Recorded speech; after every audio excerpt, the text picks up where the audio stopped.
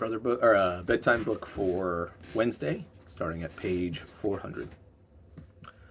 I think you've got enough to be getting on with at the moment, she said loftily. Nobody quite believed their ears until she looked directly at Harry and Ron and said grimly, I've become accustomed to seeing the Quidditch Cup in my study, boys, and I really don't want to hand it over to Professor Snape, so use the extra time to practice, won't you?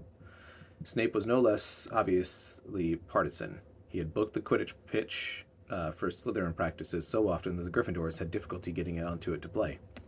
He was also turning a deaf ear to the many reports of the Slytherin attempts to hex the Gryffindor players in the corridors, when Alicia Spinnet turned up in the hospital wing with her eyebrows growing so thick and fast they obscured her vision and obstructed her mouth.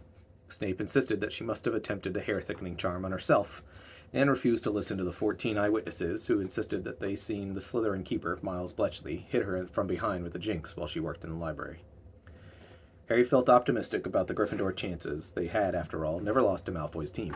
Admittedly, Ron had still not performed to Wood's standards, but he was working extremely hard to improve. His greatest weakness was a tendency to lose confidence when he made a blunder. If he let in one goal, he became flustered and was more likely to miss more. On the other hand, Harry had seen Ron do some truly spectacular saves when he was on form. During one memorable practice, he had hung one-handed from his broom and kicked the quaffle so hard away from the goal loop that it soared the length of the pitch and through the center hoop on the other end. The rest of the team felt this save compared favorably against the one recently by Barry Ryan, the international Irish keeper, against Poland's top chaser, Ladislaw Zamoyski. Even Fred said that Ron might yet make him and George proud, and that was seriously considering admitting that he was related to them, something he assured Ron that they've been trying to deny for 4 years.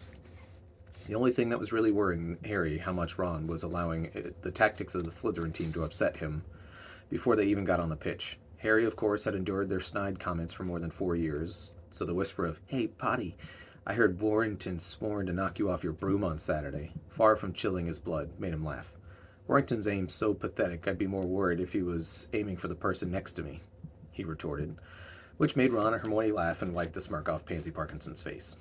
But Ron had never endured a relentless campaign of insults, jeers, and intimidation. When the Slytherins, some of them 7th years and considerably larger than he was, muttered and passing in the corridor, "Got your bed booked for the hospital wing, Weasley?" He did not laugh, but turned a delicate shade of green.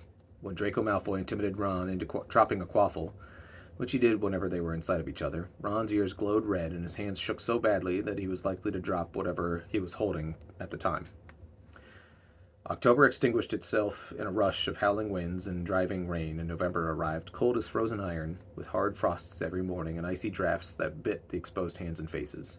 The skies of the ceiling of the great hall turned pale, pearly gray. The mountains around Hogwarts became snow-capped, and their temperature in the castle dropped so far that many students wore their thick, protective dragonskin gloves in the corridors between lessons.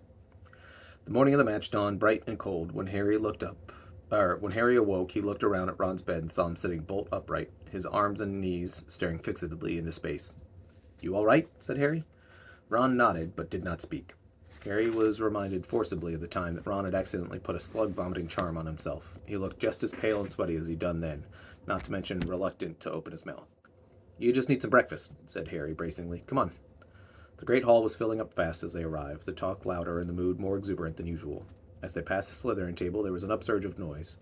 Harry looked around and saw nearly everyone was that everyone was wearing, in addition to the usual green and silver scarves of the hats, silver badges in the shape of what seemed to be crowns. For some reason, many of them waved at Ron, laughing uproariously. Harry tried to see what was written on their badges when he walked by, but he was too concerned to get Ron past their table quickly than to linger long enough to read them.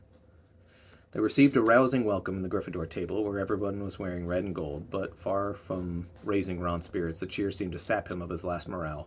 He collapsed into the nearest bench, looking as though he were facing his final meal. "I must be mental to do this," he said in a croaky whisper. "Mental." "Don't be thick," said Harry firmly, passing a choice of cereal. "You're going to be fine. It's normal to be nervous." "I'm rubbish," croaked Ron. "I'm lousy. I can't play to save my life. What am I thinking?" "Get a grip," said Harry sternly. "Look at that save you made with your foot the other day. Even Fred and George said it was brilliant." Ron turned a tortured face to Harry. "That was an accident," he whispered miserably. "I didn't mean to do it. I slipped off my broom, and none of you were looking, and I tried to get back on, and I kicked the quaffle by accident." Well, said Harry, recovering quickly from this unpleasant surprise, a few more accidents like that and the game's in the bag, isn't it? Hermione and Ginny sat down opposite of them, wearing red and gold scarves, gloves, and rosettes. How you feeling? Ginny asked Ron, who was now staring into the dregs of the milk at the bottom of the empty cereal bowl, as though seriously considering attempting to drown himself in them. He's just nervous, said Harry. Well, that's a good sign. I never feel you perform as well in exams as you do if you're a bit nervous, said Hermione heartily. Hello, said a vague and dreamy voice from behind them. Harry looked up, and Luna Lovegood had drifted over the Ravenclaw table. Many people were staring at her, and a few openly laughed and pointed. She was managing to procure a hat that had a life-sized lion's head, which was perched precariously on her head. I'm supporting Gryffindor, said Luna, pointing unnecessarily to her hat. Look what it does. She reached up and tapped the hat with her wand. It opened its mouth wide and gave an extremely realistic roar that made everyone in the vicinity jump. It's good, isn't it? And I wanted to have it chewing up a serpent to represent Slytherin, you know, but there wasn't time. Anyway, good luck, Ronald. She drifted away. They had not quite recovered from the shock of Luna's hat before Angelina came hurrying towards them, accompanied by Katie and Alicia, whose eyebrows were mercifully had been returned to normal by Madame Pomfrey. When you're ready, she said, we're going to go straight down to the pitch, check out the conditions, and change. We'll be there in a bit, Harry assured her. Ron's got to have some breakfast. It became clear after 10 minutes, however, that Ron was not capable of eating anything more, and Harry thought it best to get him down to the changing rooms. As they rose from the table, Hermione got up, and taking Ron's arm, she drew him to one side. Night, buddy.